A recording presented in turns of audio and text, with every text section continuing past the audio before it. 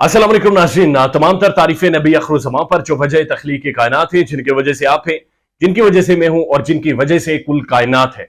माली टब्बर के अगवाकारों और उनके सहूलतकारों के हवाले से बातचीत करेंगे। तमाम तर देखने वालों को जुमा भी मुबारक हो।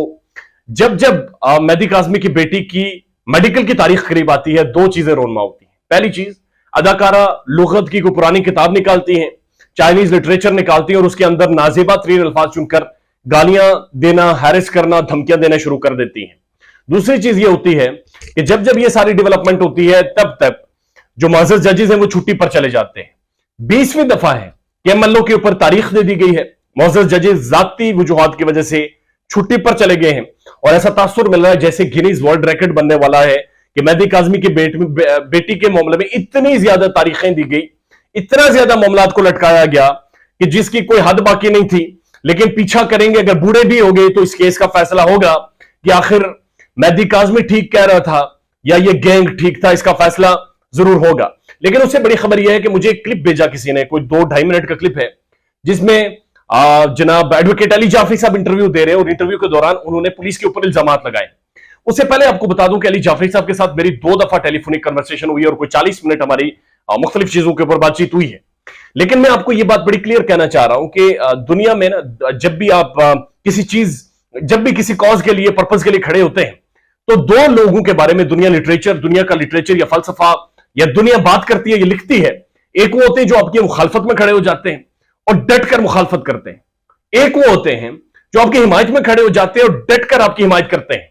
दुनिया इन 2 को जानती है। तो advocate Ali Jafri was the one जो मेहदी काज़मी और हम सब की मुखालफत में खड़ा हुआ, डट कर मुखालफत की।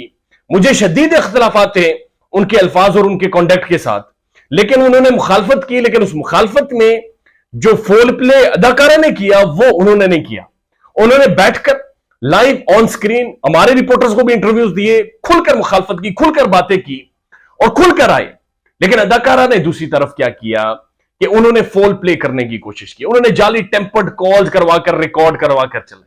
उन्होंने अली जाफरी को के पास असद जाफरी साहब के पास बंदे भेजकर नीचे से कैमरा ऑन करवाकर उनकी जाली वीडियो बनवाकर भेजी। वो कराची की फीमेल रिपोर्टर्स को हारेस कर रही हैं। ये वही अदाकारा हैं कि जिनकी गुज़श्ता दिनों जब कोई जाली पिक्चर्स बनाकर लोग ऑन एयर कर रहे थे तो हमने कहा था कि नहीं होना चाहिए, दुश्मन भी खानदानी हो, तो लिहाजा अपने इख्तलाफ भी करना है तो खानदानी तरीके से करें, उस लिमिट पर ना जाएं कि जहां पर जाकर उस लेवल ऑफ इख्तलाफ की भी तज़हीक हो, उस आर्ग्यूमेंट की भी तज़हीक हो। तो Ali Jafri was the one जिसने मुखालफत की, लेकिन उस मुखालफत का भी एक ग्रेस जो थी उसको बहरहाल मेंटेन रखा। उनका जो 2-2.5 मिनट का क्लिप है उसमें वो ये कह रहे हैं कि टैबलेट पुलिस के पास है, पुलिस जिम्मेदार है जो टैबलेट गुम हुआ है। इधर से मेहदी काज़मी कह रहा है कि टैबलेट असल एविडेंस था जिससे पता चलता कि मेहदी काज़मी की बेटी के साथ चैट कौन करता रहा, जिससे पता चलता कि उसके अंदर वीडियोस हैं, जिससे पता चलता कि किस तरह से ये बच्ची को उठाकर लेकर गए हैं और पुलिस जिम्मेदार है कि ये टैबलेट कैसे गुम होता है। अली जाफरी का कहना है कि पुलिस जिम्मेदार है टैबलेट बाहर लाई, मेहदी काज़मी का कहना है कि पुलिस जिम्मेदार है टैबलेट बाहर लाई। तो the real culprits are the police जिन्होंने सारे केस को इन्वेस्टिगेट करना था, जिन्होंने इस गैंग को बेनकाब करना था, जिनका इन्वेस्टिगेटिव ऑफिसर इनके साथ तस्वीर बनाता रहा, इनके साथ पाउट करके एंजॉय करता रहा, जिनका इन्वेस्टिगेटिव ऑफिसर ये कहता रहा कि बाबा जी बनता ही नहीं जी, केस ही नहीं बनता बाबा जी गोली मारो जी, आगे बढ़ो, ये सब कुछ कहता रहा। तो the real question is on the investigation of police कि पुलिस किस तरह से बेनिफिट करती रही है। अगर ये टैब गुम होने के मामले को आप देखें तो इसका बेनिफिशियरी कौन है?